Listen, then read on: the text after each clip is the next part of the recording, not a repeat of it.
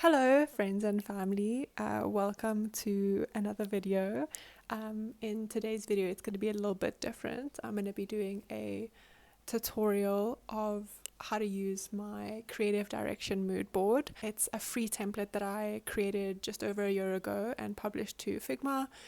So it's available on the Figma community, and it recently got over 1,000 duplications, which is insane. So I thought to kind of celebrate that, I would give it a little bit of an update and refresh. And then I would also just make a little tutorial on how I use it and how you can use it. And yeah, so this is what this video is going to be about.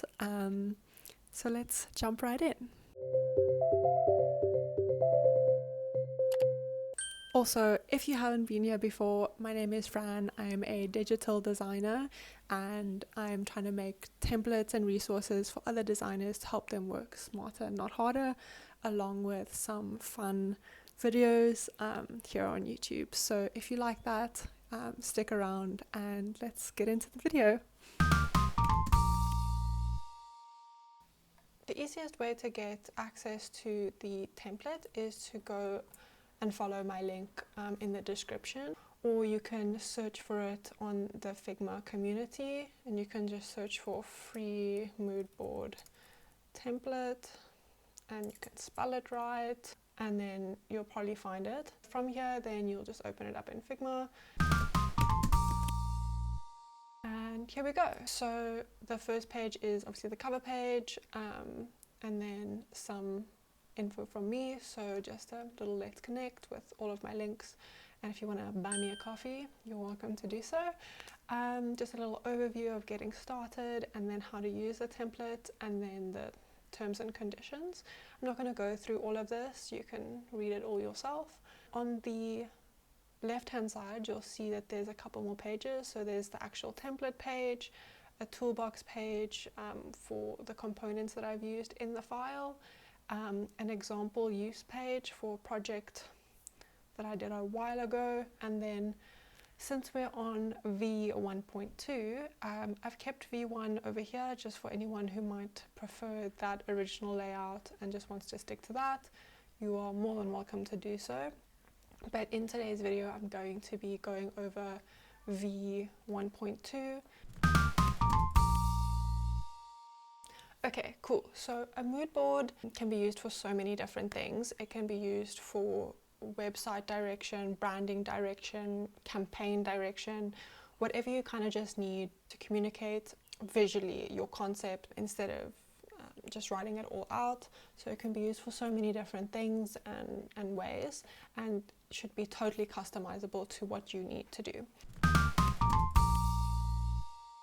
So on the actual template page you'll see that if you've updated the component here, it'll update all of this text. You can swap it around, remove it, do whatever you want with it. This is your template now. So we can update this, and then we can add in an image here. I usually actually come back to this near the end because I just want to gather some images first while I'm looking for inspiration, and I'll add something in here. And then this page is about the brand and what they do, who they are, and then I like to pull out like 4 key descriptors of the brand.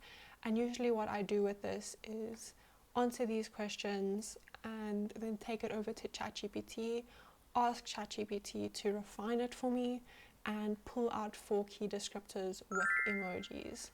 You can obviously go much more in depth with this. If you're doing a whole brand strategy, which is also what I might be doing, I'll just bring in a summary of that. And then we move on to the actual mood board. So the mood board pages are really like the heart of the template, and on the left you'll find a space to write a short overview of your visual direction, including your ideas around the logo, typography, color palette, imagery, textures and patterns. These prompts are obviously very much directed towards branding, so if you are doing website direction or campaign direction or something else like that, you can obviously change the wording and overview that you put in there. And then depending on the brand, you can also explore things like packaging ideas, illustration styles, UI elements, social media, aesthetics, iconography, even motion references if that's something that's relevant. There's a lot that you can bring in depending on what the brand needs. So each project is going to be different, everyone's is going to look different. As long as you're communicating just general sense of what you have in mind in a clear and understandable way for the client, and that is the point of this mood board template, is to help you take the ideas that you have and channel them through the mood board with a checklist of items to add in, so that you know that you're providing the client with the right kind of info and details, and that you'll be able to communicate what you have in your mind to them visually. So on the right you'll find I've got the grid, and I've labeled them a little bit, obviously with more branding direction. So in there you'll bring in your imagery and your textures, your packaging, your photography, or whatever brings the brand to life visually. And you can duplicate this layout or template as many times as you like for as many directions as you like. I usually do about 3 directions per brand or project, or sometimes I just do one if it's quite straightforward, just to get a sense of the client's, appetite for what they'd like to achieve. I usually do one that's safe and classic, one that's a bit more bold and experimental, and then one that sits somewhere in between and pulls from either side. And this just helps to open up the conversation with clients and gives us a better sense of what path feels more aligned to them. Sometimes a client might want to go big and bold, but they don't really seem it. And sometimes they might want to stay pretty, safe and classic, and that's all good. What do you want? What do you want? It's not that simple. What? And this can just help you find your footing and open up a conversation around it to give them ideas and options. They might see something that they like but not know why they like it, or see something that they like and like a specific element of that. So this just helps you bring that down into an easy to understand way for you to have a conversation about what they want and what they'd like. I usually use images from Pixels, Unsplash, Dupe Photos, Coolers, FreePic, and of course Pinterest is my favorite. Just a little pro tip, I do like to keep a little running inspiration board for things that I find and like, even if it doesn't relate to a project that I'm currently busy with. Sometimes Pinterest will hit me with something really cool and I'll be like, oh, that's cool, but not for now. And I just keep that in a random inspo board where I can just add things to the whole time. And when I start a new project, I'll usually look at that first, and then I will see if there's anything that I can use from that.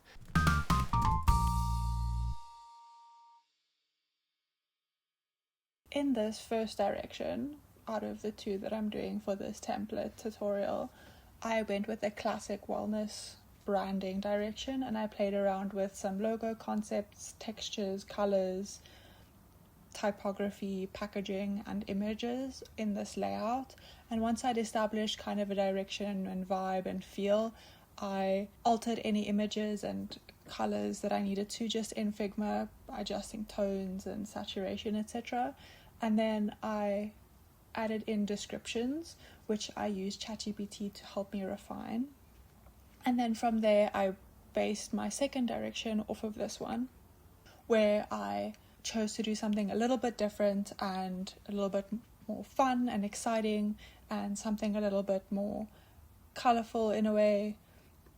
And so brought the brand to life in 2 different ways, but that both would work. And there I also explored colors, textures, visuals, and packaging, and logo concepts and ideas, and how a logo would maybe make a pattern or mask or something like that. And so from this, I have established 2 really interesting, cool directions that can be used to share with the client and show them what the potential is of the brand. The last and final page is perfect to just wrap up your mood board presentation. You can use this to recap any suggestions or to reinforce any concepts that you might have brought up. And that's how I use my free creative direction mood board. I really hope that this helps streamline your process and helps you work a little bit smarter and not harder. If it has helped you, I'd love to hear from you in the comments below or in the comments on Figma.